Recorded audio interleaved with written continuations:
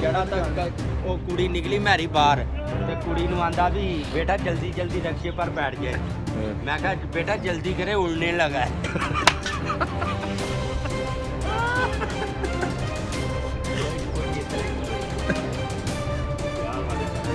वो वैसे